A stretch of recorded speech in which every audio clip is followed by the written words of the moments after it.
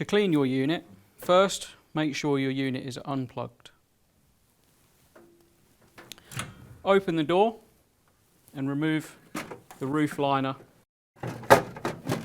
from inside. On the inside of the unit, clean sides, top and the back, and paying special attention to the ceramic tray. Don't go too close to the edges and don't use anything that is too abrasive. When cleaning the door, make sure to take caution when cleaning around the door keys. Once it is cleaned, put your roof liner back in.